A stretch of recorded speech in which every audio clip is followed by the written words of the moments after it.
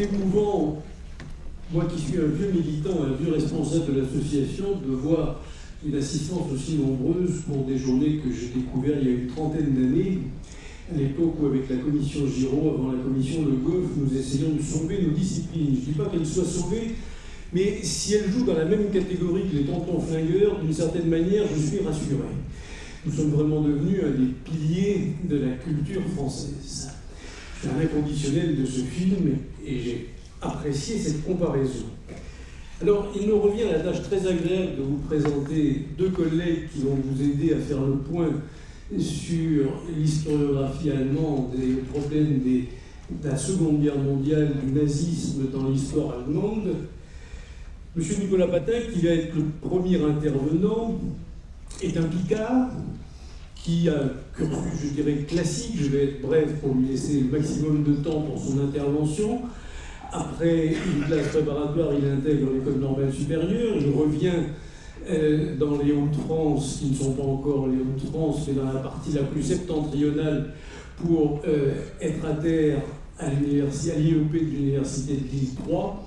Il est à l'heure actuelle maître de conférence à Bordeaux, et sa thèse porte sur, que je qualifierais d'ombre portée de la Première Guerre mondiale sur l'histoire, la vie politique, la société allemande. Le titre grand public de cet ouvrage, La catastrophe allemande 1914-1945, me paraît personnellement tout à fait judicieux et intéressant, et je pense qu'il va probablement vous aider à clarifier un certain nombre de choses sur cette guerre dont, maintenant qu'on est, j'allais dire, débarrassé de tous ceux qui l'ont faite, on peut enfin dire des choses que de leur vivant, il aurait été humainement un petit peu délicat d'affirmer. Chers collègues, vous avez la parole. Bonjour à toutes et à tous. Comme il a été dit auparavant, je suis très content d'avoir accepté cette conférence en disant je vais retourner là où je suis né et puis on va changer le nom de ma région le temps que j'arrive. Donc j'étais un peu fort Marie. Et voilà, donc je suis très content. Et David, qui n'est pas Picard, me demandait mais pourquoi est-ce que les gens parlent tout le temps des ortillonnages. Et donc je lui ai parlé de ma sortie en CM2 aux ortillonnages, un grand souvenir encore aujourd'hui impérissable. Donc, très content d'être là aujourd'hui pour évoquer une thématique dont on peut se demander si, pour un mardi matin, elle ne va pas peut-être un peu nous plomber le moral, mais on va essayer à deux voilà, de faire une sorte de photographie sur, en tout cas pour ce qui me concerne, une question fondamentale. Comment expliquer la prise du pouvoir irrationnel socialisme en Allemagne? Comment expliquer qu'une société moderne, à l'époque très brillante, a très rapidement plongé dans la barbarie? Et de ce point de vue-là, j'ai essayé de vraiment de tester un certain nombre d'hypothèses qui ont été laissées par les différentes recherches pour vraiment voir comment il faut intégrer toutes les hypothèses possibles pour donner une photographie de cette question-là. Puisqu'effectivement, il y a une forme de sidération en tant qu'historien face à Auschwitz, si on peut dire, ou en tout cas au meurtre nazi, et cette question-là, elle peut occuper des années et des années de doutes et d'interrogations personnelles.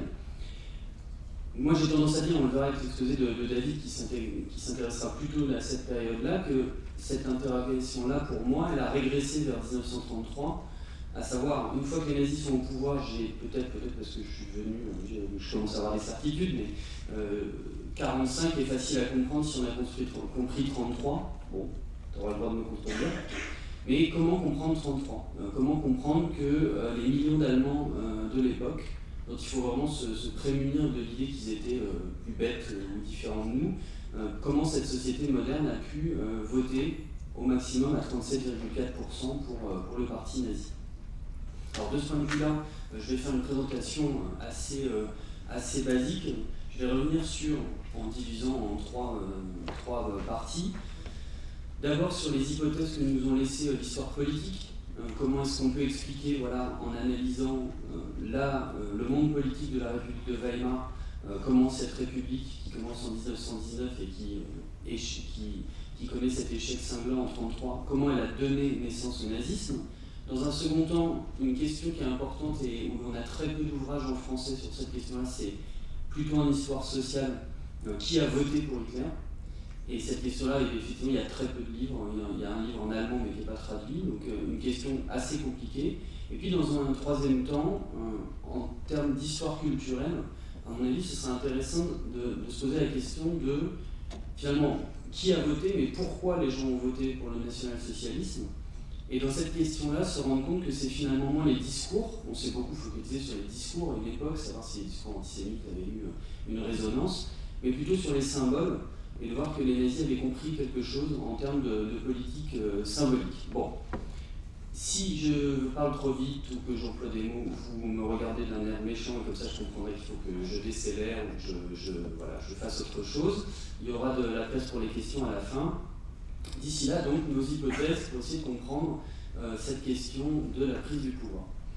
En termes d'histoire politique, donc, pour commencer, commençons par les fondamentaux, quelque chose qui revient assez souvent, à savoir l'idée que ce serait le traité de Versailles qui aurait pavé le chemin, en termes de politique extérieure, à la montée du national-socialisme. Bon. J'ai envie de dire, pourquoi pas, on connaît à peu près tous les fondamentaux de ce traité, négocié sans la présence des Allemands, avec l'article 231 qui fait porter toute la responsabilité de la Première Guerre mondiale aux Allemands, soit, mais en fait il y a une grande fiction à croire que seuls les nazis dénonçaient ce traité. Tous les partis politiques de la République de Weimar dénonçaient ce traité à longueur de temps, bien avant les nazis, alors j'allais dire presque aussi violemment qu'eux. À certains moments, pourquoi pas, même la gauche de l'échiquier politique n'épargnait pas ce qu'on appelle le traité de la honte, imposé par les vainqueurs. Donc de ce point de vue-là, je dirais qu'il faut comprendre le traité de Versailles et le non-règlement le mauvais règlement de la Première Guerre mondiale comme un soubassement qui a créé une amertume très forte dans la société allemande, mais qui n'est pas du tout suffisant pour comprendre, si je puis dire, l'avantage comparatif du parti nazi. Donc ça c'est une chose parce qu'on a vraiment tendance à imaginer qu'à partir de 1919, à partir du moment où le 7 mai, les Allemands découvrent le traité de Versailles ou lorsqu'il est signé en juin, que là tout est fait. En fait pas du tout. Pas du tout. Ça c'est pour ce qui concerne la politique extérieure. Ensuite la tentation, ça va être de se dire que cette République de Weimar, première République allemande, que parfois du côté français on regarde avec un peu de... en tout cas à l'époque, l'idée que la République française elle est bien plus ancienne, mais cette première République allemande, on a la tentation de se dire qu'elle va être affectée par un certain nombre de tares dès sa naissance. C'est rassurant, on fait de la téléologie, on fait de l'anachronisme, on a l'impression que tout est joué dès 1919. Des tares, elle en a, je pourrais rentrer évidemment dans le détail s'il y a des questions, notamment du point de vue de la Constitution qui est mise en place. Pourquoi ? Parce qu'on a une concurrence entre la légitimité démocratique du président et la légitimité démocratique de l'Assemblée, avec un système de dissolution, un système qui va pousser d'une certaine manière à l'instabilité. Le parangon de tout ça, c'est l'article 48 qui permet au président de la République de gouverner par décret-loi. Bon, très bien. Donc on se dit fondamentalement, on est face à une République relativement instable. Les chiffres, ils sont simples, 20 gouvernements en 14 ans, c'est une instabilité énorme. Il faut toujours les mettre en comparaison. Combien de gouvernements en même temps pour la France de l'époque ? 40 gouvernements dans l'entre-deux-guerres. Donc là, il faut relativiser. Est-ce que ça explique en partie la victoire nationale-socialiste ? D'une certaine manière, il y a quand même une forme de délégitimation du pouvoir quand on voit ces cabinets qui tombent de manière successive et qui tombent, d'une manière, parfois, il faut rappeler quand même ce qu'était d'une certaine manière le niveau de ces crises politiques. Pourquoi ? Parce qu'il y a quand même des moments où ça tourne à la gabegie générale. On a un exemple qui est quand même assez intéressant, c'est le Parti social-démocrate est au pouvoir. En 28, ils ont fait campagne contre la construction d'un croisé, là je fais le Panzerkreuzer, un cuirassé, un bateau de guerre. Et puis finalement, ils proposent, en tant qu'au gouvernement, ils proposent de le faire quand même. En gros, ils montent sur leur promesse de campagne, ce qui arrive dans le monde politique. Et finalement, on va arriver à une telle contradiction que les députés sociodémocrates vont voter contre leurs propres décisions en tant que ministre au gouvernement. Ce genre de choses, ça ne fait pas du bien à la démocratie, on est d'accord, et ça va contribuer à une forme de délégitimation du Parti social-démocrate. c'est pas les seuls à faire ce genre de choses. Donc c'est vrai que sous Weimar, on a cette idée que, je l'ai dit au début, c'est une société moderne, c'est une société brillante, mais en même temps, on a aussi des sources de tension qui, non pas vont paver le chemin du national-socialisme, mais qui quand même représentent un certain nombre de fragilités. À partir de là, on rentre dans tout un tas de débats extrêmement précis. Pourquoi ? Parce qu'au tout début de l'historiographie sur la question, la plupart, il faut toujours considérer ça, et en France, mais surtout en Allemagne, de qui fait l'histoire. Et notamment au tout début de l'historiographie, la plupart des historiens d'Allemagne de l'Ouest avaient eu des liens plus ou moins avérés, plus ou moins proches avec le national-socialisme, ou avec le conservatisme politique. Et donc cette question elle est fondamentale, pour le dire très simplement. Est-ce que le système s'est écroulé de lui-même et les nazis sont arrivés à la faveur d'une vacance du pouvoir ? Ou est-ce que c'est vraiment les nazis, par leur conquête, qui ont fait tomber le système ? Aujourd'hui, on peut en parler d'une manière un peu différente. Pourquoi ? Au début de la RFA, donc de l'Allemagne de l'Ouest, vous aviez tout un tas d'historiens conservateurs qui avaient bien caché leur passé avec le nazisme, qui disaient bah oui, c'est très simple, la République s'était écroulée d'elle-même, parce que de facto, la République est un système mauvais. Bon. Et donc, on présentait finalement le nazisme, il n'y avait pas grand-chose à comprendre, le système s'était écroulé de lui-même. La question s'était focalisée sur un point d'historiographie très précis, un petit peu, vraiment très précis, c'est-à-dire la politique du chancelier Heinrich Brüning, qui prend la chancellerie en mars 1930. Pourquoi lui ? Parce que c'était de dire, est-ce que finalement Brüning a liquidé, est-ce que c'est lui, alors qu'il n'était pas du tout national-socialiste, bien évidemment, est-ce que c'est lui qui a liquidé la République, ou est-ce qu'au contraire il l'a sauvée et les nazis l'ont détruite ? Moralité, les mémoires d'Heinrich Brüning sont parues en 1970 et il écrivait avec certitude qu'il voulait liquider la République. Donc là, si vous voulez, ça met un biais entre simplement la République s'est écroulée puis les nazis sont arrivés. En réalité, on a eu cet entre-deux de ce chancelier assez polémique qui nous pose aussi des questions aujourd'hui, je veux dire, en termes de gestion de la crise économique. Il a fait une politique d'austérité très forte et qui a conduit à des choses, pas à des résultats très brillants. Du coup, si on veut avoir, et ce sera, si vous voulez, là où on en est du point de vue de l'histoire politique pour expliquer la prise du pouvoir, je viendrai après au vote, où on en est pour expliquer cette prise du pouvoir, de manière précise. Les nazis, il ne faut jamais l'oublier, sont une force totalement minimale en 1928. Là, c'est pas pour vous abreuver d'un horrible schéma compliqué. Vous avez ici derrière moi tout simplement les résultats du Parti national-socialiste aux élections. Alors attention, tout est mélangé, régionales et législatives de la période 1924 à la période 1933, si je ne m'abuse. Et qu'est-ce qu'on observe ? On ne va pas rentrer dans le détail. On observe que jusqu'au début de l'année 29, le parti nazi, c'est rien du tout. Le chiffre à retenir, c'est qu'effectivement, aux élections législatives de 1928, le parti fait 2,6% des voix. 2,6%. Et ça, effectivement, moi, c'est le chiffre que je donne toujours à mes élèves. Ça nous empêche de faire toute forme de téléologie. Cette force politique, elle est rien avant la crise de 29. Rien. Et pendant des années, c'est l'atonie totale, si on peut dire. On voit que l'augmentation, elle est rapide, elle est drastique, et c'est facile de se dire, c'est le deuxième moment monocausal, soit c'est la faute de Versailles, soit c'est la faute de Wall Street, c'est-à-dire la crise de 29. Ça, d'une certaine manière, en regardant ce graphique, on est relativement convaincu. Et là, ça nous interroge aussi dans ce qu'on vit aujourd'hui. On voit que cette crise de la montée au pouvoir du nazisme, elle est extrêmement rapide. Ça se joue entre début 29 et en gros, les choses sont jouées évidemment le 30 janvier 1933, mais elles sont jouées dès juillet 32, donc c'est l'affaire de 3-4 ans de crise. À partir du moment où les nazis, ce sera l'objet de la deuxième partie, qui a voté pour eux, mais à partir du moment où les nazis obtiennent, d'abord les étapes sont assez simples. Le 14 septembre 1930, 18,3% des suffrages. Ils passent de 12 députés en 1928 à 107. Là, c'est un cataclysme politique. Vous auriez pu, si vous regardez de près les élections régionales, on peut un peu prévoir. On peut se rendre compte que dans les Länder allemands, quelque chose se passe avant 1930, mais le cataclysme politique, c'est le 14 septembre 1930.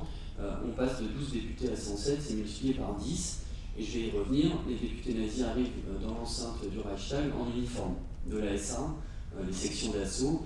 Et c'est non seulement un choc en termes de nombre, mais c'est un choc en termes symboliques. Il était interdit à l'époque dans l'enceinte législative d'arborer autre chose qu'un costume de député.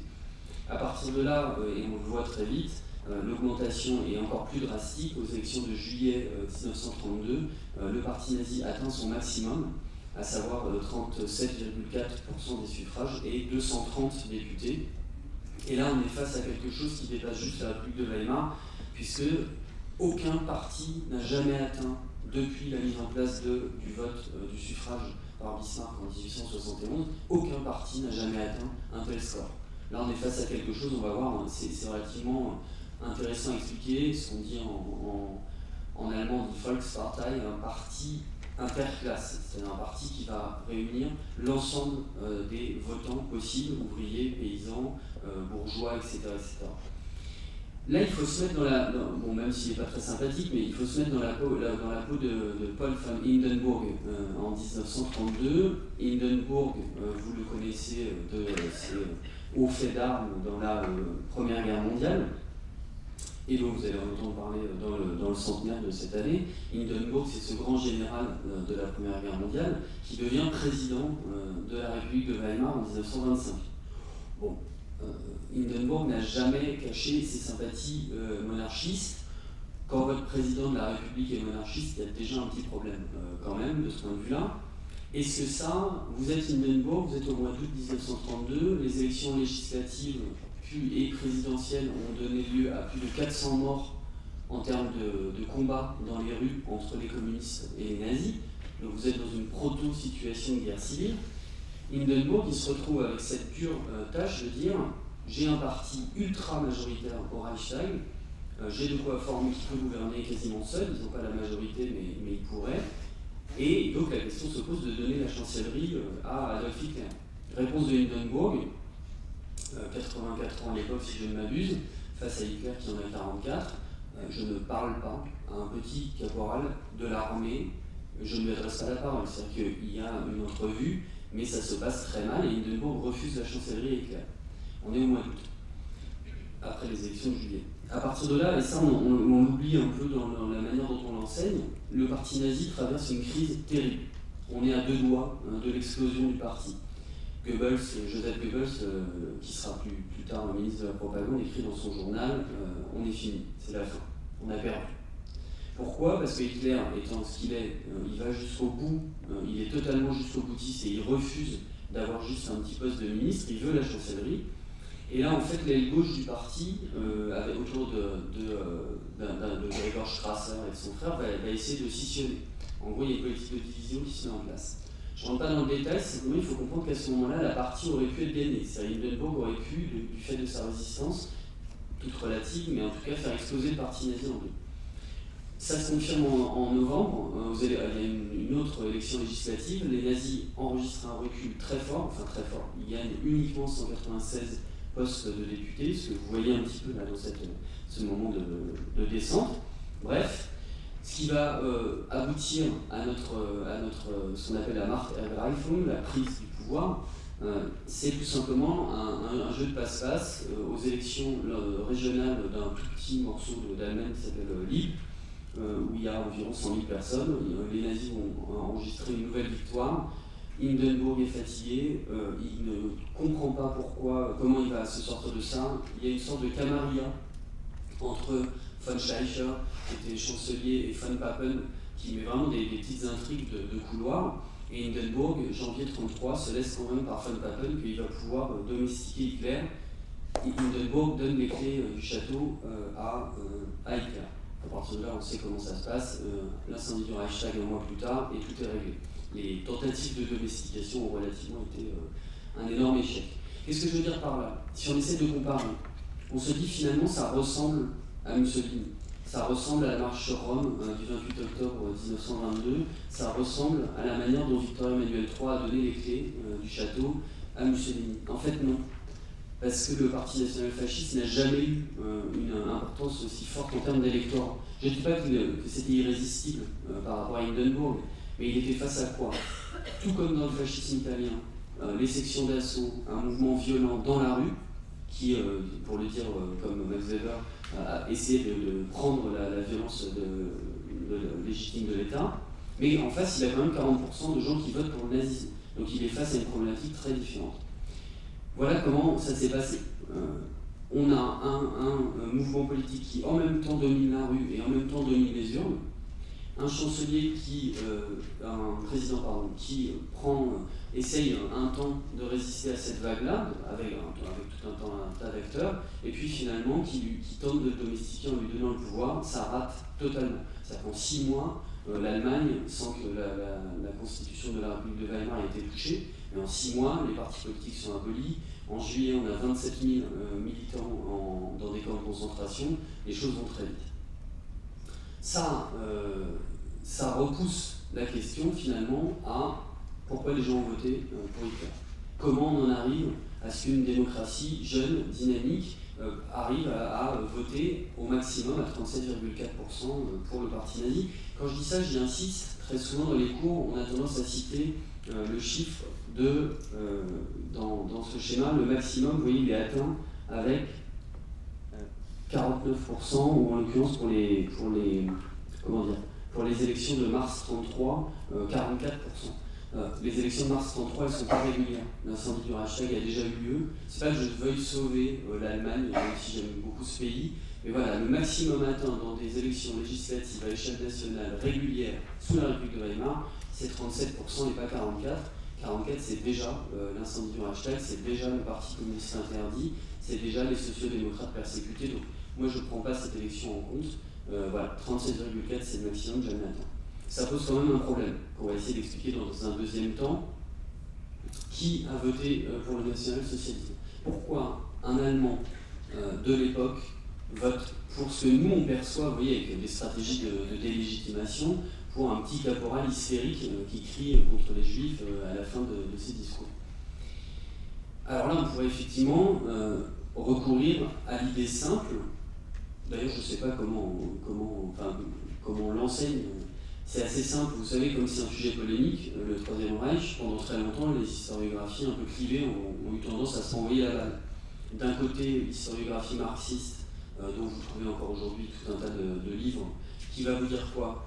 Bon, finalement, le vote, c'est pas important. Le nazisme a été financé par les grands industriels, et en l'occurrence aussi par Henry Ford. Hitler n'avait qu'un seul portrait dans son bureau, c'était celui d'Henry Ford, qui avait tous les avantages antisémites. Il avait écrit un pamphlet très connu sur le complot juif international, et en plus, il avait inventé le Fordisme, et puis Hitler aimait beaucoup les voitures. Donc ça faisait très bien. Ça, c'est une chose. Évidemment, il y a des grands industriels pour financer le nazisme, mais ça ne nous explique pas le vote. De l'autre côté, on avait une historiographie conservatrice qui nous disait c'est très simple, le peuple vote mal. Bon, d'ailleurs, on nous dit souvent la même chose aujourd'hui. Bref. Et on nous disait, donc c'est évident, c'est les ouvriers qui ont voté pour Hitler. Et là, je vais centrer ça, cette partie là-dessus. Non, les ouvriers n'ont pas voté pour Hitler. Et on va vraiment appuyer là-dessus. Il faut sortir de l'idée que le peuple, parce qu'il est bête et irrationnel, s'est engagé en masse dans le vote pour le national-socialisme. Alors, une fois qu'on a dit ça, comment est-ce qu'on travaille cette sociologie? Les années 70 ont été très férus d'histoire quantitative. Comment est-ce qu'on fait du détail? D'abord, alors je voulais faire un petit schéma ce matin, mais je ne l'ai pas fait, mais il faut retenir qu'on a 3 ensembles en fait à analyser quand on analyse le national-socialisme. Les votants. Les votants, ils sont très nombreux. Au maximum, on atteint quasiment 14 millions de votants pour le national-socialisme. Bon, mais attention, qu'est-ce que c'est qu'un vote? La pratique démocratique a certes beaucoup évolué, mais qu'est-ce qui vous engage quand un week-end de telle date, vous allez mettre un papier dans une urne? Bon, qu'est-ce qui a trait à la protestation? Ça ne fait pas de vous des militants du parti nazi. En tout cas, voilà, on a ces votants. Et aujourd'hui, on a une sociologie assez précise de ces votants. On a un deuxième ensemble plus restreint, qui est celui des militants, les membres du parti nazi. C'est-à-dire tout simplement des gens qui ont pris leur carte. Et là, effectivement, on est dans une forme d'adhésion au parti très différente. Attention, d'ailleurs, on pourrait... Mes étudiants, je leur dis tout le temps ça, je fais des sous-patates, des espèces de sous-ensembles, et je leur dis, attendez, on peut être militant et pas voter pour le parti nazi. C'est très faible. Ces militants, ils sont beaucoup moins nombreux, ils sont quand même, ce qui nous étonne dans la société où on vit, où les partis politiques ont très peu de militants. Je veux dire, aujourd'hui, si les Républicains ou le PS émargent théoriquement à moins de 100 000 en termes de militants à jour de leur carte, de leur cotisation. À l'époque, c'est pas ça. À l'époque, on est à un parti nazi qui, avant la prise du pouvoir, peut arriver jusqu'à 800 000 militants. C'est une sociologie particulière, qui n'est pas la même du tout que celle des votants. Et je dirais troisième cercle, David pourra compléter sur peut-être un quatrième cercle. Le troisième cercle, c'est celui de la SA, les sections d'assaut, les Sturmabteilung, qui est un mouvement paramilitaire, mais extrêmement nombreux, qui défile en uniforme. Et là, si vous voulez compléter vos sous-ensembles, on peut être membre de la SA sans être membre du parti et sans voter pour le parti nazi. Enfin, je dirais que c'est surtout, on peut être membre de la SA sans être membre du parti. Ça peut aller jusqu'à un tiers du parti, un tiers de la SA, pardon, qui n'a pas sa carte au parti. Pourquoi ? Parce que c'est pas du tout la même activité militante. Vous êtes un SA, ce qui va être important, c'est la jeunesse, la violence, se battre contre les communistes. C'est pas la même chose, vous n'avez pas nécessairement besoin d'autant d'infusion idéologique, si je veux dire, que quelqu'un qui va militer au moment des élections pour le parti. Alors vous avez des immixtions, des mélanges entre ces trois groupes. La quatrième patate, si je veux dire, ce serait celle de la SS, la Schutzstaffel, l'ordre noir, qui, avant la prise du pouvoir, n'est pas très important, donc David en parlera un peu plus, et qui a encore une autre sociologie. Une fois qu'on a fait ces distinctions-là, je vais le dire très, très clairement, les votants et les militants sont beaucoup moins ouvriers ou plus bourgeois, si vous voulez, que la société weimarienne dans son ensemble. Donc là, si on veut vraiment répondre, qui a voté pour Hitler, est-ce que les militants étaient des ouvriers, etc. Est-ce qu'on peut jeter l'anathème sur le peuple? La réponse est non. Que ce soit pour les votants ou pour les militants, la proportion d'ouvriers est bien plus faible que dans la population générale de la République de Weimar. Et les deux partis ouvriers, on les connaît, c'est le Parti social-démocrate, le SPD, et le Parti communiste, le KPD. Bon. En revanche, pour la SA, pour les sections d'assaut, on a une composante ouvrière. En gros, la SA est une forme de décalque de la population allemande de l'époque. C'est-à-dire qu'il y a autant d'ouvriers dans la SA que dans la population générale. Et ça, effectivement, il faut le comprendre. Moi, avec le temps, j'essaie de trouver des trucs pédagogiques quand même pour mes étudiants. Et il y a un auteur, du coup, américain, mais pas traduit en français, qui s'appelle Richard Bessel, qui, dans un de ses livres, dit « Les SA, c'est des hooligans idéologiques ».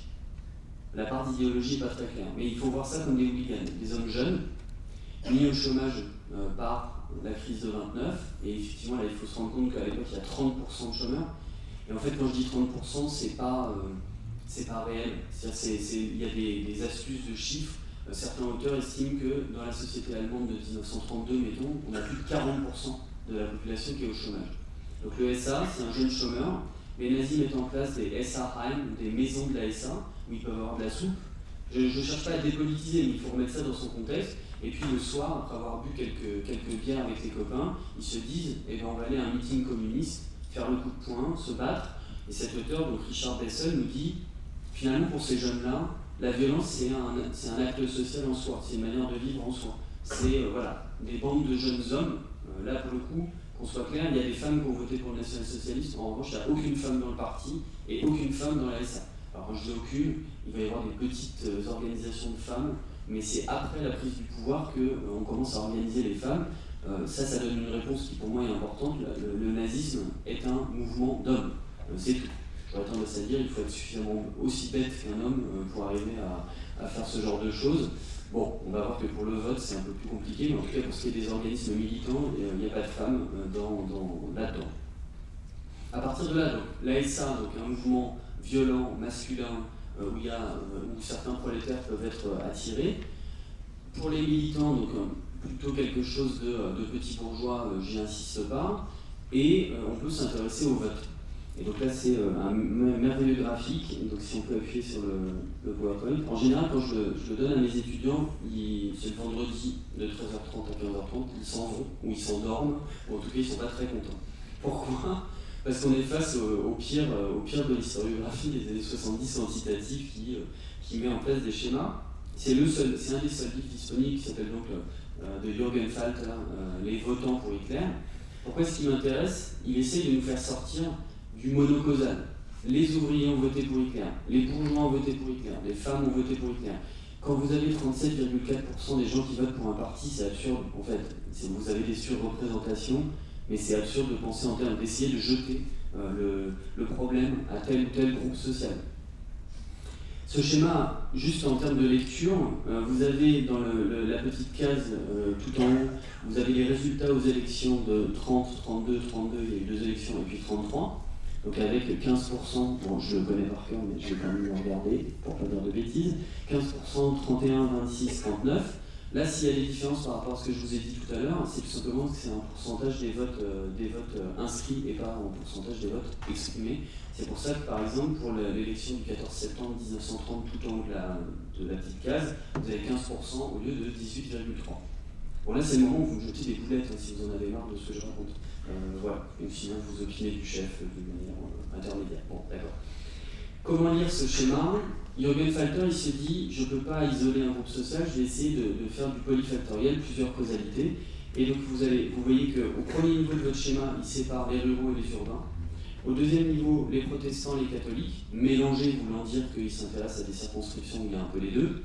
Et dans le dernier petit papyrus tout en bas, il reprend les résultats donc, de 30, 32, 32, 33 et il les teste dans un dernier critère, beaucoup d'ouvriers, pas beaucoup d'ouvriers. Donc dans ce seul schéma qui pique un peu les yeux au départ, on a en même temps la religion, le rural urbain et le taux d'ouvriers, enfin le taux de sociologie en termes de catégorie socio-professionnelle, le nombre d'ouvriers.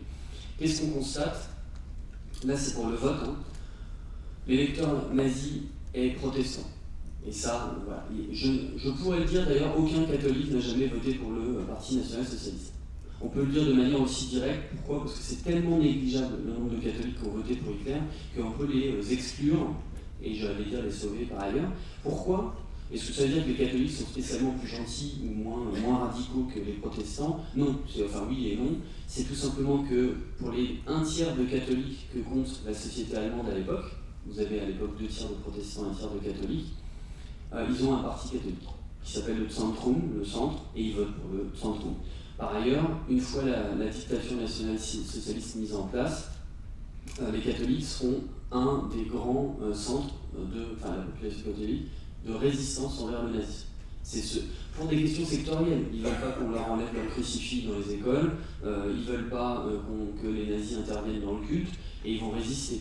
Alors, en revanche, quand on déporte leurs collègues ou leurs voisins juifs, là, ils résistent un peu moins. On peut simplement quand même penser au discours de Monseigneur Van Galen en 1941 pour l'arrêt de l'action d'euthanasie des handicapés et autres. Et là, effectivement, il va y avoir une prise de position forte. Donc vous voyez, c'est simple. Si vous lisez par rapport aux catholiques, vous voyez qu'il y a une nette sous-représentation. C'est comme ça que ça se lit. Si je prends par exemple mes ruraux catholiques où il y a beaucoup d'ouvriers, ils votent à 9% pour le national-socialisme en 1930, au lieu de 15% dans la population générale. Bon, voilà, c'est comme ça que ça se lit. En revanche, vous prenez le milieu protestant, rural, petit bourgeois, c'est-à-dire un milieu où il n'y aura pas beaucoup d'ouvriers à la campagne protestant, là c'est le maximum. Donc c'est ici tout à gauche du schéma. Si vous prenez donc rural, protestant avec peu d'ouvriers, vous voyez qu'ils votent à 45% en 1932, c'est presque 15% de plus que la population générale. Là déjà ça vous donne un certain nombre de réponses. Le vote Hitler, c'est un vote protestant, rural, petit bourgeois. Enfin petit bourgeois, cette classe moyenne en accession. Donc ça c'est déjà une piste. Il faudrait rajouter pour préciser que c'est aussi un vote de néo-votants. Il y a énormément d'abstentionnistes qui vont voter, notamment en 1932, qui vont reporter leur vote sur le parti nazi. Vous avez aussi énormément de primo-entrants, de primo-votants si vous voulez, parce qu'entre 30 et 32, il y a plus de 4 millions de nouveaux votants. Est-ce que ça veut dire que les jeunes ont voté en majorité pour le Parti national-socialiste? Là, je dirais non. Ils ont beaucoup milité dans la SA, c'est une organisation très jeune. Ils ont beaucoup milité dans le parti. Et là, il faut regarder, vous savez, il faut toujours annoncer qu'on n'a qu'une seule idée, ce sera celle-là. Ce qui a permis la victoire du national-socialiste, c'est la jeunesse. Puisque si vous prenez un parti comme le Parti social-démocrate, qui est censé être un parti révolutionnaire, d'ouvriers, la moyenne d'âge de ses militants, c'est 46 ans, le parti nazi, c'est 30. Donc là, vous voyez, il faut sortir complètement de l'idée d'un parti. Non, c'est un mouvement jeune, c'est un mouvement qui a, je vais y revenir dans la dernière partie, qui a presque même pas besoin de parler. Parce qu'en fait, quand il défile et que les gens voient des jeunes de 20 ans, 25 ans, 30 ans, ils se disent ce mouvement-là est porteur d'avenir, peu importe le message qu'il délivre. J'y reviens juste après. Donc pour le vote nazi, un vote masculin et féminin, là pour le coup c'est équilibré, quand vous avez 40% des gens qui votent, c'est à peu près équilibré. Un vote où la jeunesse n'est pas forcément surreprésentée, mais un vote voilà, protestant, rural, petit bourgeois. On pourrait rajouter, même si c'est dur à analyser, un vote ancien combattant, mais là on va plutôt le voir dans la troisième partie sur finalement qu'est-ce qu'on dit, quel était le discours des nazis pour séduire cet électorat-là. Et donc troisième moment, un peu d'histoire culturelle. Finalement, pourquoi ces gens ont voté pour le national-socialisme? Une fois qu'on a, vous voyez, on essaie de défaire les paradoxes un par un. Pourquoi, en termes d'histoire politique, pourquoi Weimar a raté? Bon, on voit parce que les gens ont voté à 40%. Qui a voté? J'essaie de l'expliquer, j'espère. Et ensuite, pourquoi? Quel message? Là, honnêtement, même si je connais bien les discours nazis de l'époque, même si je connais bien le programme du national-socialisme, j'aurais tendance à dire, pour faire de la provocation, mais que je pense une provocation utile, en fait, il n'y a pas à regarder le programme. Pourquoi? Il y a des fondamentaux qu'on connaît. Le discours antisémite, il disparaît assez fortement à partir des victoires de 1930. Donc là, d'une certaine manière, quoi qu'en dise, vous savez ce livre de Goldhagen, Les bourreaux volontaires d'Hitler, qui explique que les Allemands sont antisémites, exterminationnistes depuis Luther. Ce qui est, bon, on peut aimer, mais c'est une forme d'absurdité. Le discours antisémite, il est plutôt en sourdine dans les années 30. Le vieux débat sur est-ce que les nazis sont révolutionnaires ou socialistes, est-ce qu'ils sont nationaux ou socialistes, pareil, en fait, ça nous emmène assez... ça ne nous dit pas grand-chose, parce que dans le socialisme de Hitler, il y a finalement très peu de marxisme, voire pas du tout, donc c'est pas très utile. J'aurais tendance à dire, en fait, le discours est infra-politique. Et je me concentrerai sur deux idées, la question de la Première Guerre mondiale, la question de la jeunesse.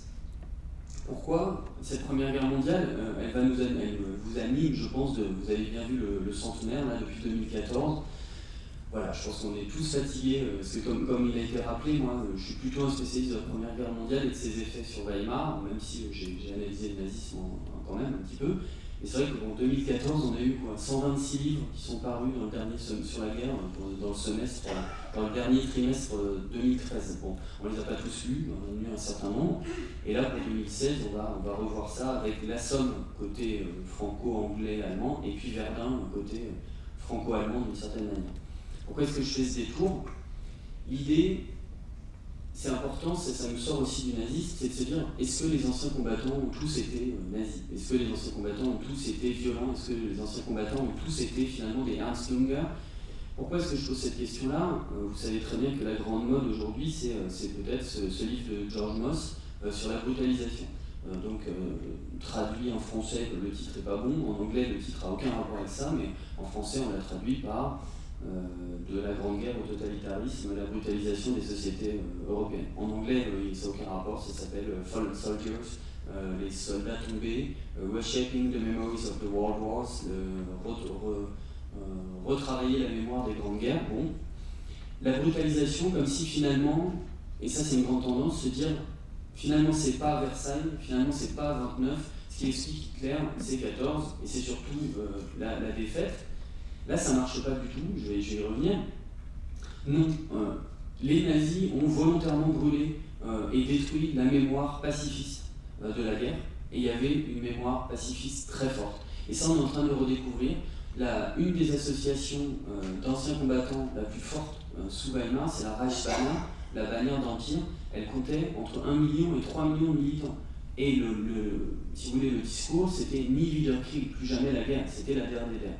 Simplement, comme les nazis ont fait un travail de nettoyage sur cette mémoire-là, elle a totalement disparu et on est en train de la redécouvrir. Donc d'un côté, ce qui mosse sur la brutalisation, ça existe.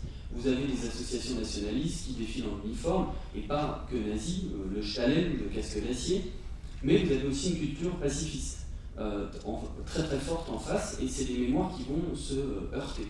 Pour le dire en termes littéraires, c'est Junger contre Remarque. C'est Orage d'acier contre À l'Ouest rien de nouveau. Mais on ne peut pas oublier À l'Ouest rien de nouveau, ça existait cette mémoire-là. Du coup, on se dit, bah alors d'accord, s'il n'y a pas d'automatisme des tranchées vers une sorte de brutalisation de la culture mémorielle allemande, pourquoi ça a marché pour les nazis?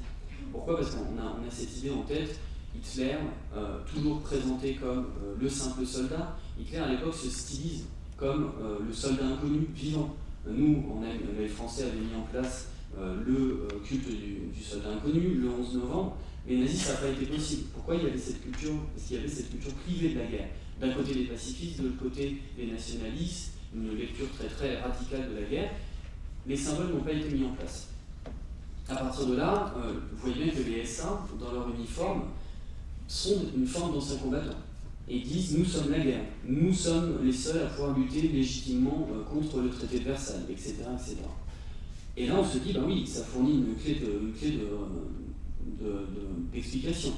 Les nazis, et Ernst Röhm, le patron des sections d'assaut, le dit, nous sommes les tranchées en politique.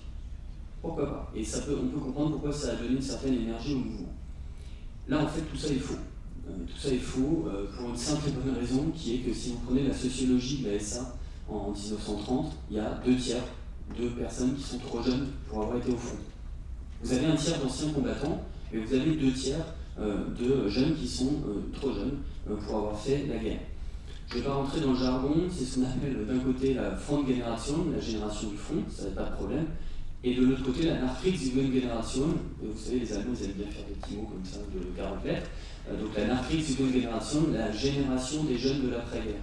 En fait c'est elle qui va porter les nazis au pouvoir, pas dans les votes, pas tellement dans le militantisme, mais dans la SA, alors qu'opportunément, un portable nous rappelle que bientôt on va pouvoir arrêter cette conférence qui traîne en longueur, puisqu'il est bientôt 10h50. Mais je terminerai là-dessus sur 2 images. Le militantisme de ces jeunes de l'après-guerre, jeunes qui sont au chômage, jeunes qui pour certains sont passés par la crise de l'hyperinflation de 23, mais surtout jeunes qui sont frappés de plein fouet par la crise de 29. Ces jeunes-là, ils vont militer dans la SA, ils vont militer au parti. Comme je l'ai dit, un parti qui a 30 ans de moyenne d'âge, c'est un parti très jeune. Ils vont se dire, et Claire va leur dire d'ailleurs, mettez-vous dans la place d'un jeune de l'époque, qui n'a pas fait la guerre, d'accord, cette génération des jeunes de l'après-guerre. Vous n'avez rien en fait. On vous a volé les possibilités d'avoir un travail, la crise de 29, on vous parle de la crise de 23, de l'hyperinflation, et vous voyez que vous êtes encore dans cette crise qui n'en finit pas, et surtout on vous dit, toi, tu dois respecter tes frères et tes pères qui ont fait la Première Guerre mondiale. C'est ça le discours de Weimar à l'époque. Tu dois révérer la génération du front. Mais ça, c'est partout, pas uniquement chez les nazis. Et puis Hitler arrive et leur dit, écoutez, si vous rentrez chez les sections d'assaut, si vous tuez les communistes, si vous vous battez contre l'horrible peste judéo-bolchevique, vous serez des soldats de la Première Guerre mondiale. Vous aurez, vous aussi, cette capacité à être des héros. Et là, mais c'est vraiment dit comme ça. C'est-à-dire qu'en fait, on dit à des jeunes de 20 ans, qui passent leur temps à boire de la bière et à taper sur des communistes, vous êtes des soldats de la Première Guerre mondiale. Et les soldats, 1/3 de soldats de la SA qui sont effectivement des soldats, confirment, ils leur disent, nous construisons cette communauté. Nous sommes la Frontgemeinschaft, la communauté du front, et nous allons devenir la Volksgemeinschaft, la communauté du peuple. Cette mystification totale, elle va fonctionner. C'est un acquis de la thèse récente de Arndt Weinrich, qui a travaillé là-dessus, sur le discours envers les jeunes sur la guerre. Ça a fonctionné d'une certaine manière. C'est-à-dire qu'il y a eu un effet de séduction. Tout un tas de jeunes ont commencé à s'engager dans le parti ou dans la SA parce qu'on leur expliquait, regarde, tu vas avoir ton moment de gloire. Ça ne marchera pas économiquement, mais au moins politiquement, tu seras l'égal des héros de la Première Guerre mondiale. À partir de là, je voudrais regarder les deux derniers PowerPoint, les 2 derniers slides. Pourquoi je vous disais que ce n'est pas forcément une question de discours, c'est parfois une question tout simplement de symbolique. Et on s'arrête 2 petites secondes sur qu'est-ce que dit une manifestation. Là, volontairement, j'ai pris une image d'un truc qui s'appelle le Roter Front Kampfverbund, qui est en fait l'association paramilitaire d'anciens combattants du Parti communiste. Bon, 500 000 membres à un certain moment, donc là on est dans cette dynamique de masse. Moi je regarde ça, je vois des drapeaux rouges, je vois donc voilà, un défilé désordonné, une masse, etc. Bon, si je suis un militant révolutionnaire, il n'y a pas de problème. La révolution est bientôt à nos portes, le communisme va triompher, mais voyez bien que dans ce dispositif de drapeau et de défilé, on est dans quelque chose qui dit déjà énormément. Si on regarde la slide d'après, bon, et ben vous voyez que en fait, il n'y a pas besoin de discours. Là, c'est un meeting de la SA, donc des sections d'assaut, de la SS, du Chalem, peu importe, en 1931. Vous voyez défiler quoi? Alors là, il se trouve que c'est les classiques du parti. Je dirais qu'au premier rang, bon, je vois Röhm, Göring, à droite, Hermann Göring, juste à côté de lui, avec sa cicatrice, Ernst Röhm, le chef des SA, à côté de lui, Heinrich Himmler, Genot d'ailleurs, à cette période-là. Mais qu'est-ce qu'on voit? Un défilé avec des drapeaux, un défilé avec, nous on les perçoit pas comme ça, mais avec des hommes jeunes, beaucoup plus jeunes que des militants du SPD, beaucoup plus jeunes que des militants des partis libéraux, beaucoup plus jeunes, infiniment plus jeunes que les députés ou les militants du Parti conservateur. On y voit, quel que soit le message, une forme d'espoir, en tout cas une forme de changement, une forme de renouveau. Et ça, les nazis l'ont bien compris, notamment dans l'élection présidentielle qui va opposer Hindenburg à Hitler, 84 ans contre 44 ans. Vous voyez ce que je veux dire? Je ne dis pas qu'il n'y a pas besoin d'idéologie, pas besoin de message, mais le performatif, le message visuel, quand vous voyez défiler dans les rues, d'un côté des communistes désordonnés en rouge qui vont lutter contre les forces de police, et de l'autre côté des sections d'assaut qui sont bien en rang, bien jeunes, avec un uniforme bien net, on en est là en termes d'infrapolitique, et qui vont aider les forces de police à réprimer les communistes, c'est là que le message passe. C'est là qu'on dit à l'Allemand qui vit la crise de 29, on va restaurer l'ordre, on a un message d'avenir pour les jeunes, on va créer un renouveau face à une république qui était, et ce serait la conclusion, qui était perçue comme une république des vieillards, comme une république vieillissante, comme ayant été fondée par des membres de l'Empire et qui ne donnait pas d'espoir à la population. Je conclue là-dessus, on voit il faut tout ce que j'ai dit, il faut le connecter. Il n'y a pas d'abord Versailles, ou surtout Versailles, ou surtout 29, ou surtout le vote. C'est cet ensemble de choses-là. C'est un système solide mais qui rentre en crise, la crise économique, une amertume en termes politiques, et un mouvement en face qui a un discours extrêmement plastique, mais qui va séduire les jeunes et à partir de là leur permettre de donner une image d'avenir à la population allemande de l'époque. Sans comparaison, parce que je suis assez sceptique quand on me pose des questions sur la situation actuelle, je dirais simplement que ça nous interroge à nous tous, et en tant qu'enseignants, sur nos jeunes, et sur comment on leur fait passer un message qui leur permette de rêver à autre chose qu'à une impasse politique. Merci.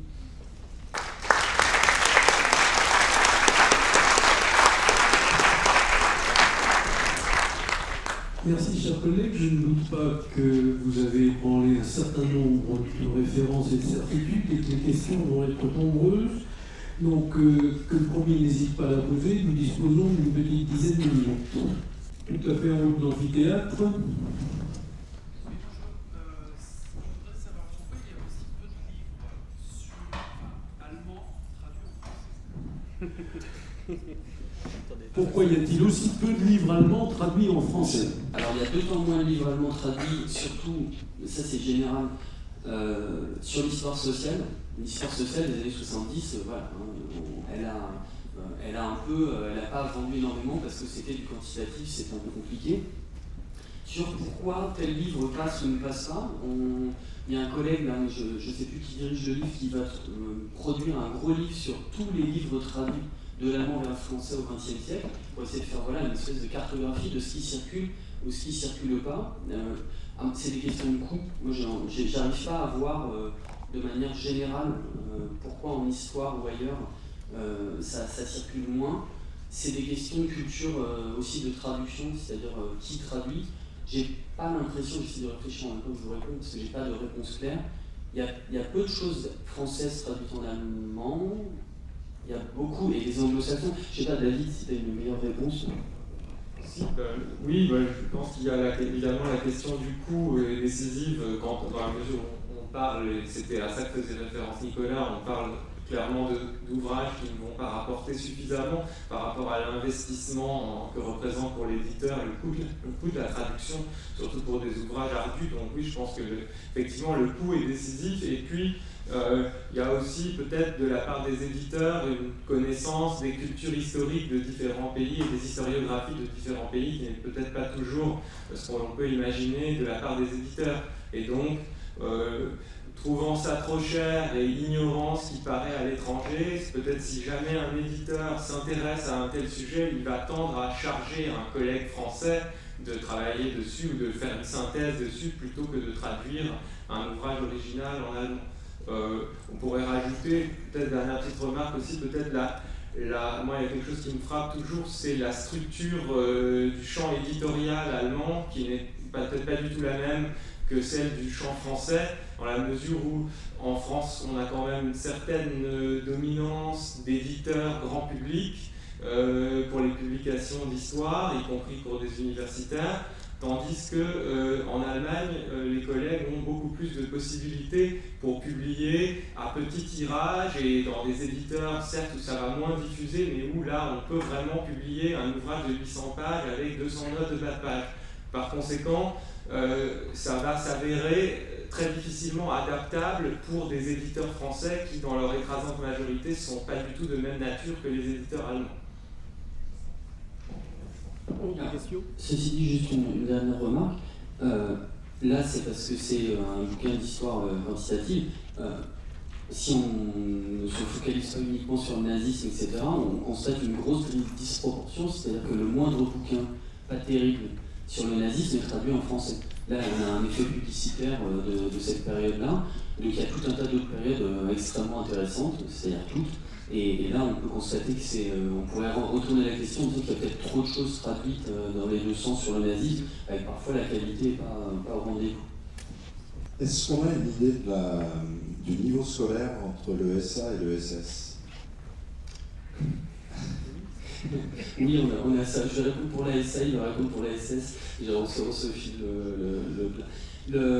sur le niveau d'éducation, donc à l'époque qui est assez bon. Enfin là, on peut pas rentrer dans les détails, mais Weimar, c'est un moment où énormément de gens vont accéder, notamment il y a un boom, si vous voulez, de l'accession au niveau universitaire. Dans mon souvenir, sous contrôle de David, dans la SA, c'est vraiment le niveau, vous savez, vous avez la Volksschule, l'école primaire, puis ensuite ça se sépare en deux, il y a la Realschule et le Gymnasium. C'est plutôt le monde de la Realschule, de l'école technique et technologique, mais ça ne veut pas dire que c'est un mauvais niveau scolaire. Dis-moi si je dis des bêtises. Oui, effectivement, par opposition à la SA, peut-être la SS a dès le départ tendu à avoir, notamment pour ses cadres, un recrutement de gens beaucoup mieux éduqués et beaucoup plus diplômés, puisque vous avez là, j'essaie de rechercher les chiffres, mais peut-être je vous en reparlerai dans mon exposé tout à l'heure, vous avez là une proportion vraiment surreprésentée par rapport à l'ensemble de la population de gens qui ont fait à la fois le lycée classique et l'université. Ça c'est pour, disons, les cadres de la SS. En même temps, ce qu'il faut voir aussi, c'est que ça varie et ça nous renvoie un petit peu à ce dont Nicolas a parlé, disons, des différentes patates ou cercles concentriques ou sous-ensembles du mouvement nazi. Ça varie aussi selon les branches et selon les spécialisations. Par exemple, au sein de la SS, vous avez des gens qui sont à la fois des hauts gradés et à la tête de l'appareil de sécurité, où là on va trouver à la fois une énorme proportion de gens qui ont fait des études universitaires et une proportion de gens qui ont fait du droit, dans la mesure où voilà, c'est ce qu'il faut pour travailler dans la police au sommet de l'appareil sécuritaire. Par opposition, au sein de la même organisation, si vous descendez du côté de la SS qui garde les camps, là, évidemment, à la fois, c'est pas les mêmes aptitudes qui sont recherchées et c'est pas le même statut social qu'on obtient en travaillant là-dedans. Par conséquent, là, vous avez des gens beaucoup moins bien éduqués et vous avez là, on parlait tout à l'heure de la représentation ouvrière. Ben là, si vous regardez dans la SS, effectivement, les ouvriers, de la même manière que pour l'ensemble du mouvement nazi, sont sous-représentés. En revanche, pour vraiment les positions les plus basses, le jeune homme qui va, faute d'issue, aller s'engager pour garder un camp de concentration dans les années 30, là vous avez beaucoup plus de gens de milieux populaires ou sans, simplement parce qu'ils sont, disons, plus ou moins en rupture de banc avec la société. Oui, vous avez un peu évacué rapidement la question du programme politique et des promesses électorales. Mais est-ce que tout de même Hitler n'a pas acheté les Allemands? C'est la référence à un titre d'un livre sur le sujet. Alors, Hitler a acheté les Allemands, c'est après.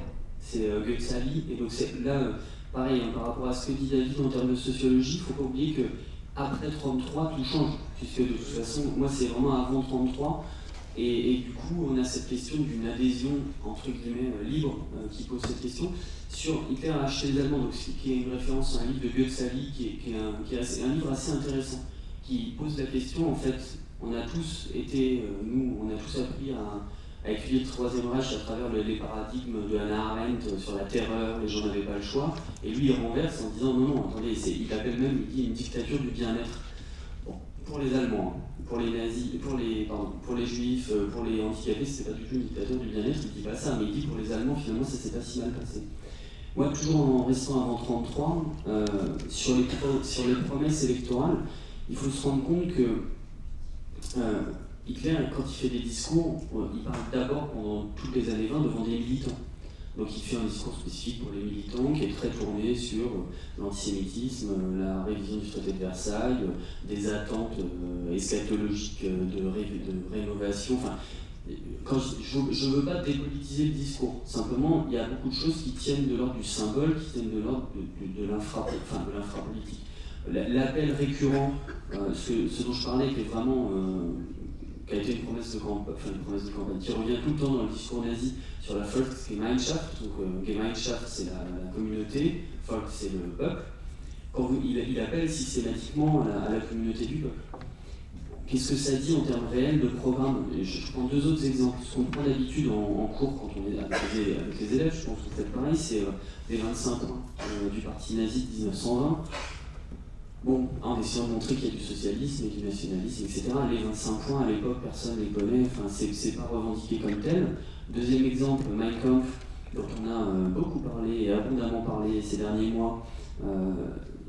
Il y a une partie programme politique dans Mein Kampf, en l'occurrence le tome 2, et ça tu pourras en reparler aussi dans l'utilisation dans les années après 1933. On utilise des passages, des morceaux, mais personne ne le lit en entier. Et par ailleurs, quand on le lit en entier, le programme ne se situe pas sur ce que nous, on attendrait d'un programme politique, avec une réalité que ça. Donc acheter les Allemands, en tout cas, il leur a promis les bonnes choses, au bon moment. Une communauté soudée, la fin des divisions en termes de classe, un renouveau économique, une jeunesse, etc., tout en faisant référence à une... C'est pour ça que la question de dire est-ce que le mouvement nazi est révolutionnaire ou réactionnaire, c'est des promesses réactionnaires dans un emballage moderne et qui promet un renouveau. Vous voyez ce que je dis, c'est vraiment, c'est pas des catégories politiques, le renouveau, l'attente d'un Führer, etc. Donc c'est en ça que je disais que c'est peut-être moins un programme précis qu'une espèce de vision du monde. Ce sera la dernière question, allez-y. Alors c'est plutôt une remarque qui amènera à une question. Votre portrait robot, il m'a fait penser au film du Ruban Blanc d'Anneke. Donc cette histoire d'un enfant qui est tout jeune avant la Première Guerre mondiale et qui va finir par avoir 25-30 ans dans l'entre-deux-guerres, dans ce milieu protestant rural particulièrement dur. Et je laisse de côté la violence paternelle. Donc voilà, donc je pense qu'il doit y avoir quand même un lien entre l'histoire renouvelée de la prise du pouvoir et puis le film d'Anneke. Ce qui m'amène à la question, quel est l'écho aujourd'hui de cette histoire en Allemagne, le film ayant entraîné une vive réaction en Allemagne. Donc c'est une question par rapport à la réception de cette histoire renouvelée. Alors, je réponds vite quand même pour pas qu'on prenne de retard. Sur le film d'Anneke, à la rigueur, moi je voyais là-dedans aussi une sorte de tentative d'essentialisation de l'éducation prussienne. Genre on bat son enfant donc il devient nazi, ou pas d'ailleurs. Bon, ça vous le retrouvez dans Robert Merle, La mort est mon métier, enfin vous avez cette chose-là. Toute personne battue ne devient pas nazi et tout nazi n'est pas battu, bon, etc. Sur la réception de l'Allemagne, honnêtement, je sais pas. Simplement, j'aurais toujours tendance à dire attention à deux choses. Quelque chose de spécifiquement allemand, c'est-à-dire qu'il y a deux Allemagnes encore aujourd'hui. Le mur, il est tombé réellement, mais dans tout un tas d'appropriation de l'histoire et de vision, il est encore là, donc déjà ce ne sera pas la même réception. Et la deuxième chose, c'est qu'il ne faut pas quand même surreprésenter, malheureusement, je ne devrais pas conclure là-dessus, mais il ne faut pas surreprésenter la connaissance de l'histoire chez les jeunes ou chez les gens en général. Et donc notamment en Allemagne, on a l'impression que c'est une société qui est très mobilisée autour de thèmes historiques. En réalité, quand on fait des sondages auprès des jeunes, on voit qu'il y a tout un tas de choses qu'ils ignorent totalement. Donc le ruban blanc, je n'ai pas souvenance qu'il y avait eu une telle résonance. Il y a eu des résonances sur tout un tas de débats sur la chute. Ça, le film a eu un grand impact. Autour de débats qui sont d'ailleurs pas ceux que nous on peut avoir dessus, mais sur le ruban blanc, j'ai pas l'impression. Sinon, il y avait peut-être le documentaire Heimat, là en 10 volumes, ça a eu un impact assez fort. Mais le ruban blanc, j'ai pas l'impression.